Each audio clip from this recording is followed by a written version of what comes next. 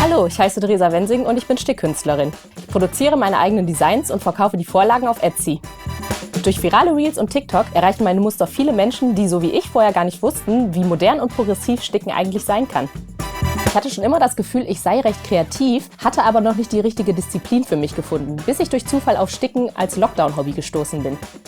Ich finde dieses Schubladendenken, diese Kunstform sei nur für Frauen, ziemlich albern. Mein eigener Stil ist geprägt von zarten Pastellfarben und Blumen sowie recht derber Sprache.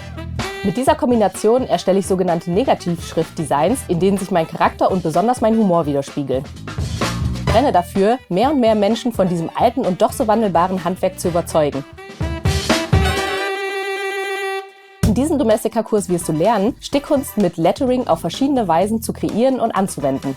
Als Abschlussprojekt wirst du deine neu erworbene Fähigkeit nutzen, um einen Negativschriftzug deiner Wahl mit Nadel und Faden anzufertigen.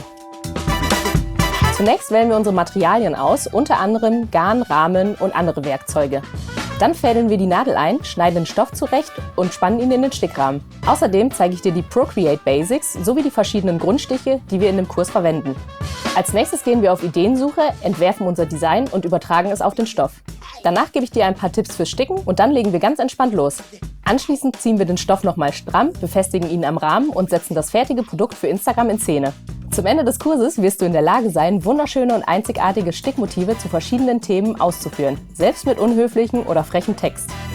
Hierzu benötigst du geeignete Nadeln, Garn und Stoff sowie einen passenden Stickrahmen. Dieser Kurs richtet sich an alle, die sich für diese uralte Kunstform interessieren, Frauen, Männer oder ganz egal, wie du dich definierst. Gestalte mutige und farbenfrohe Muster mit Negativschrift.